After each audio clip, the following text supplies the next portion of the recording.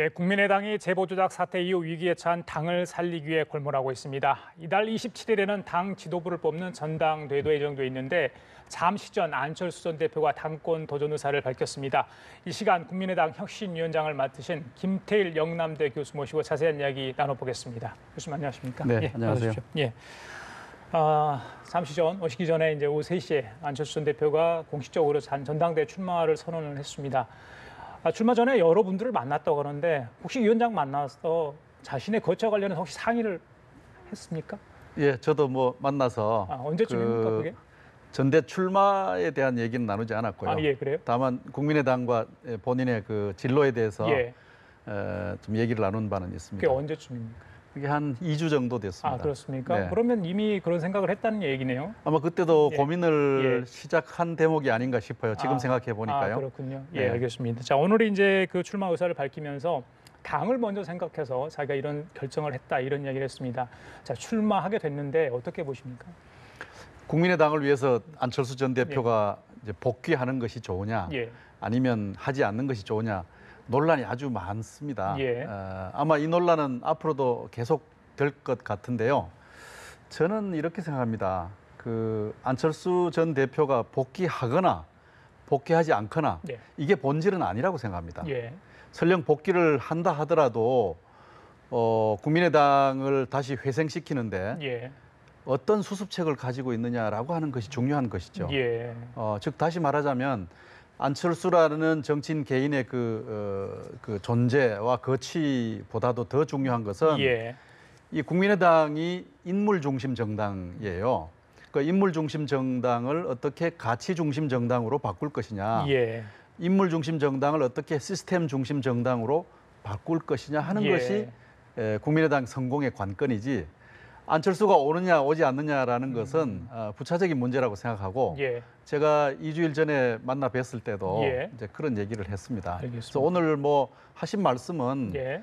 국민의당을 이제 살리기 위해서 내가 나왔다, 내 개인을 위한 것이 아니다 이렇게 예. 말씀하셨는데, 예. 사실은 국민들이 기다리고 있는 그 대답은 그보다 더 진전된 것을 원하고 있는 것 같아요. 예. 구체적으로 어떻게 할 거냐. 예. 지난번 대선 패배를 본인은 어떻게 성찰하고 진단을 하고 있으며, 예. 또 그것으로부터 국민의당의 어떤 회복 탄력성을 만들기 위한 방책이 무엇이냐. 아마 이런 대답을 국민들이 간절히 기다리고 있고, 예. 또 지지자들과 당 안팎의 인사들은 예. 기다리고 있을 것입니다. 알겠습니다. 아마 거기에 대한 대답을 해야 될 것 같아요. 그러니까 전당대회 준비 과정에서 그런 얘기가 나올 것 같아요. 뭐 TV 토론이나 여러 가지 이제 공간과 기회가 있을 것 같은데, 일단 27일 전당대회가 실시되기로 돼 있습니다. 최근에 이제 전당대회 그 방식도 좀 바꾸지 않았습니까? 그래서 이제 후보자들도 몇 명이 지금 한 명씩 떠오르고 있는 상황인데, 자, 전당대회가 이제 웃음꽃을 피우면서 좀 진행이 돼야 될 것 같은데, 지금의 어떤 제보 조작 사건의 후유증이랄지, 이제 안철수 전 대표의 출마를 놓고 벌이고 있는 내부의 어떤 진통이랄지 이런 게 있지 않습니까? 네. 전당대회 잘 치러야 될 것 같은데 어떤 생각을 갖고 계십니까? 저는 뭐 잘 진행될 걸로 봅니다. 예. 왜냐하면 이미 출마 의사를 밝히신 분들도 수십 년 동안 정치를 하신 우리나라 지도자들이고요. 예. 또 안철수 후보도 역시 대권 도전을 했던 분이니까요. 예. 아주 성숙된 그런 전당대회를 할 것으로 보이는데, 예. 그럼 어떻게 해야 되느냐 하면은 국민의당에 나아갈 길에 대해서 서로 치열하게 논쟁하고 서로 협의하는 장이 될 때 예. 그런 이제 건강한 모습이 보일 거라고 봅니다. 예를 들면 현재 국민의당은 예. 자기 정체성을 정의하는데 아직도 분명하지 않은 대목이 있습니다. 그래서 우왕좌왕하기도 하고요. 예. 그다음에 자신은 누구인가를 국민들에게 설명하는데 예. 굉장히 간명한 어떤 언어를 갖고 있지 못합니다. 예. 그래서 현재로서는 뭐 진보적 정체성을 강조하자는 그런 어떤 개혁 정체성을 강조하는 분도 계시고, 예. 또 조금은 보수적 지지 기반을 강화시켜 나가야 된다라고 하는 분도 계세요. 이런 이제 정책 노선의 어떤 논쟁이 치열하게 진행될 것이고, 어떤 노선이 더 적실성이 있느냐를 이제 판단하게 되겠죠. 예. 그다음에 또 하나는 이제 정치 노선에 관한 문제입니다. 어떤 분들은 좀 민주당하고 같이 손잡고 이 집권 여당의 어떤 개혁 드라이브를 같이 책임져 나가는 것이 예. 지지자들이 우리에게 원하는 바가 아니냐, 이렇게 주장을 하시는 분도 계시는 반면에 반면에는 또 바른정당과 함께 손을 잡고 야당으로서의 그 존재감을 좀 분명히 보여야 된다. 그래서 이 갈 길을 잃은 어떤 보수 진영의 많은 그 유동적인 유권자층들을 좀 껴안아야 되는 것이 좋지 않겠느냐 하는 이런 정치 노선상의 쟁점도 존재하고 있습니다. 아마 이런 것들이 전당대회 과정에서 이렇게 녹아나게 되면 전당대회가 아주 건강한 모습으로 진행되지 않겠나 싶어요. 알겠습니다. 유 위원장님 지난 6월 4일에 이제 임명장을 받으셨죠? 이제 거의 이제 7월 8월이니까 2개월 다 된 것 같습니다.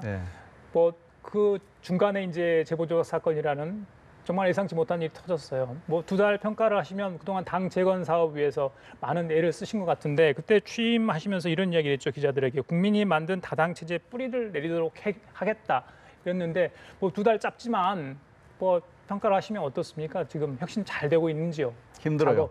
힘듭니까? 힘듭니다. 가장 힘든 점은 이런 겁니다.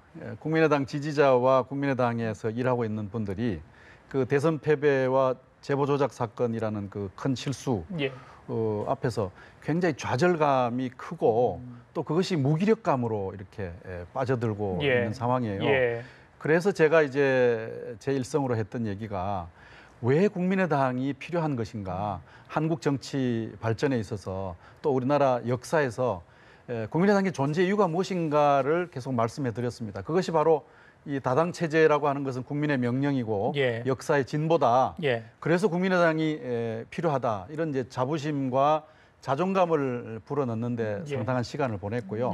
그 다음에는 좀 무기력감을 털고 서로 좀 논쟁도 하고 싸움이라도 좀 하자. 뭐 누가 잘못했고 앞으로 어떻게 갈 것인지 이제 그런 이제 다툼이 없으니까 무기력해 보이죠. 무기력해 보이니까 또 반응성이 없어 보입니다. 반응성이 없어 보이면 책임감이 없어 보이는 거죠. 국민의 입장에서 볼 때. 그래서 저는 그런 것들을 자극하는 성찰의 자극제와 촉진자가 되겠다 이렇게 얘기를 했습니다만은 실제로 해보니까 그게 쉬운 일이 아니에요. 그렇습니까? 그래서 뭐 만나는 사람마다 기회 있을 때마다 국민의당에게 쓴소리를 했습니다. 뭐 조기 제보 조작 사건이 터졌을 때 안철수 전 후보가 나서서 조기 사과해라. 또 선대위 뭐 책임자 또 나와 사과해라.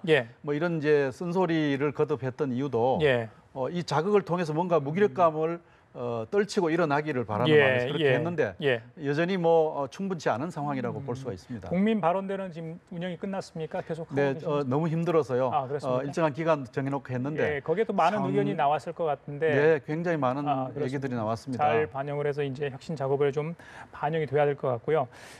이제 그 와중에 하신 일 중에 하나가 지도체제 개편 문제. 물론 진통이 있었습니다. 비대위하고 어떻게 절충해 갈 것인가.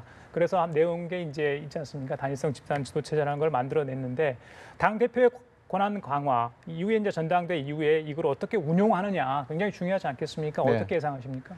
저희들이 원하는 대로는 되지 않았습니다. 그렇죠. 저희들은 아주 단일 대표 체제를 하고 최고위원회를 폐지해라.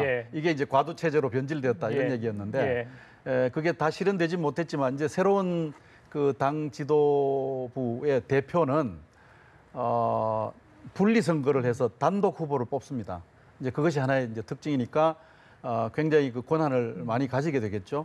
그다음에 정책위원회 위원장을 그동안엔 원내대표가 임명하던 것을 이제는 당 대표가 임명할 수 있도록 권한을 주었습니다.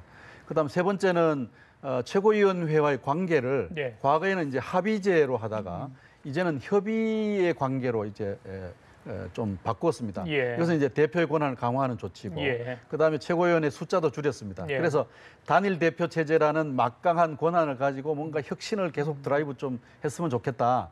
이것이 저의 희망이었습니다만은 그 뜻대로는 되지 않았으나 새로운 대표는 그 전에 비하면 아주 막강한 권한을 가지고 국민의당의 혁신을 계속해 나갈 것으로 기대를 합니다. 지금 다른 야당들도 혁신 작업을 한참 하고 있습니다. 이미 전당대회를 하고 지도부를 꾸려서 혁신 작업을 하고 있는 상황인데 그 안에 갈등이 굉장히 많은 것 같아요. 부작용도 있는 것 같고요. 자유한국당이 혁신 선언을 발표했는데 그 부분 두고 좀 논란이 되지 않았습니까? 앞으로 이제 성과물을 내셔야 할 것 같은데 언제쯤 나올 거고 그 내용이 어떤 내용이 담길지 많은 분들이 궁금해할 것 같습니다. 저희들은 8월 한 중순을 좀 넘어가면 예.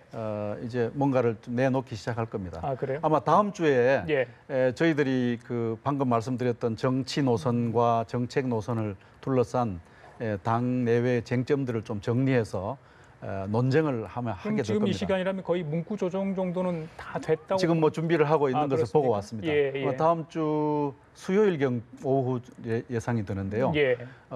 당의 진로를 두고 아주 큰 토론회를 예. 할 생각이고요. 예. 그다음에 이제 저희들이 준비했던 몇 가지 중요한 과제들 조직 노선을 좀 바꾸겠다. 예. 현재 분권형 국가 체제를 만들겠다고 하지 않습니까? 예. 대통령은 연방제 수준의 그 버금가는 분권 체제를 만들겠다고 하니 예. 이런 국가 체제가 바뀌면 정당 운영 체제도 바뀌어야 됩니다. 그래서 국민의당은 철저하게 그 분권적 정당 운영을 하겠다는 그런 조직 노선도 지금 준비를 해놓고 있고요. 예. 그 외에도 이제 민생 노선을 강화한다든지 또 여성주의 가치를 정당 운영과 정책에 어떻게 녹여낼 것이냐. 예. 또 청년들이 활기치고 활동할 수 있는 예. 또 청년 문제에 민감하게 반응할 수 있는 정당 체제를 예. 어떻게 만들 것이냐 뭐 이런 등등을 준비해 놓고 있는데 예. 아마 이달 중순이 지나면 예. 계속해서 그것을 아마 국민들께 선을 보일 것 같습니다. 국민의 목소리가 좀 제대로 담겨서 그 좀 다른 당과 차별되는 뭔가 좀 나왔으면 좋겠다 이런 생각을 해보고요. 마지막으로 여쭤볼게요.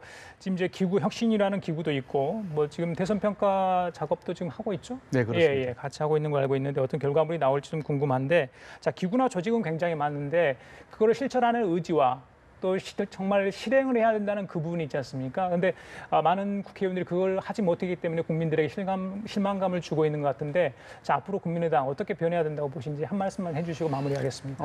당의 여러 가지 특수 이해들이 예. 많이 있는데요. 예. 새로운 어떤 대표는 강력한 권한을 가지고 있으니까 이 혁신위원회가 만든 그 그림을 예. 잘 관철시킬 것으로 생각하고요. 예. 무엇보다도 다당 체제는 역사의 진보다라고 하는 믿음, 예. 이것은 국민들이 만들어준 것입니다. 예. 국민의 명령이기도 하죠.